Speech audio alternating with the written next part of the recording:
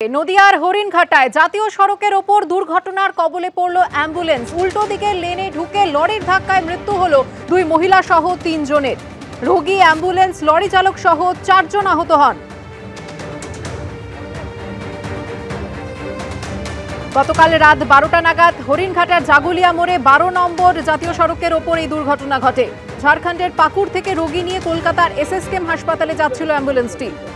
জাতীয় সড়কের কলকাতাগামী লেনে যানজটের কারণে উল্টো দিকে লেন ধরেছিলেন অ্যাম্বুলেন্স চালক। রানাঘাটের দিকে যাওয়া লরির সঙ্গে মুখোমুখি সংঘর্ষ হয়। ঘটনাস্থলে মৃত্যু হয় অ্যাম্বুলেন্সের ৩ সওয়ারি। আহতরা কল্যাণীর জেএনএম হাসপাতালে ভর্তি রয়েছেন।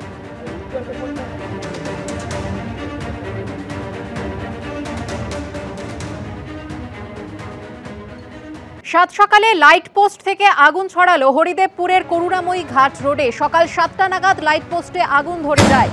কলকাতার ১১৫ নম্বর ওয়ার্ডের ঘটনা। ঘিঞ্জি এলাকা, গায়ে গায়ে বাড়ি, লাইট পোস্টের গায়ে ফিটার বক্স, সেখানেও আগুন ছড়িয়ে পড়ে। একের পর এক বিস্ফোরণের শব্দ শোনা যায়। দমকলের ২টি ইঞ্জিন ১ ঘন্টার মধ্যে আগুন নিয়ন্ত্রণে আনে।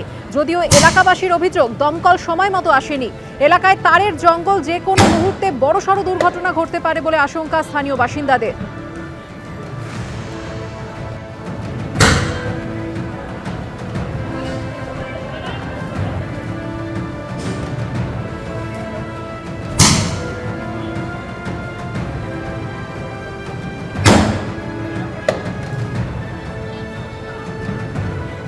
সাত সকালে করুণাময়ী ঘাট রোডে সেখানে লাইট পোস্ট থেকে আগুন। এলাকার বাসিন্দারা আতঙ্কিত হয়ে পড়েন। তার কারণ দেখা যায় যে একের পর এক শব্দ এবং তার দিয়ে আগুন ছড়িয়ে পড়ার একটা আশঙ্কা তৈরি হয়।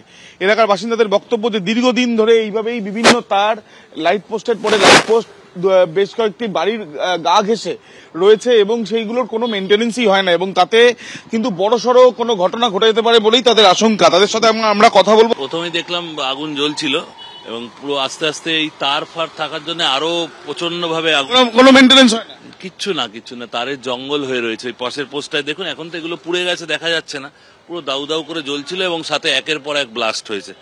ইতিমধ্যে দেখা যাচ্ছে যে আশেপাশে এখানে ঘন জনবসতিপূর্ণ অঞ্চল, একের পর এক বাড়ি, বিল্ডিং।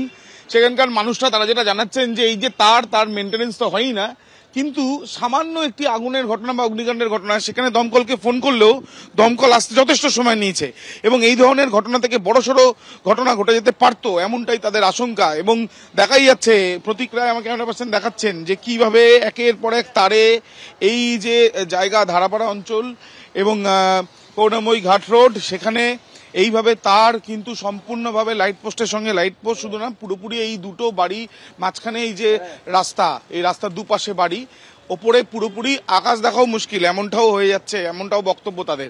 সব মিলিয়ে মেনটেন্যান্স হোক এবং তার সঙ্গে সঙ্গে এই ধরনের ঘটনা পুনরাবৃত্তি না হোক, এমনটাই চাইছেন এলাকার বাসিন্দারা। ক্যামেরার প্রতিক্রিয়ার সাথে আবির দত্ত, এবিপি আনন্দ, কলকাতা।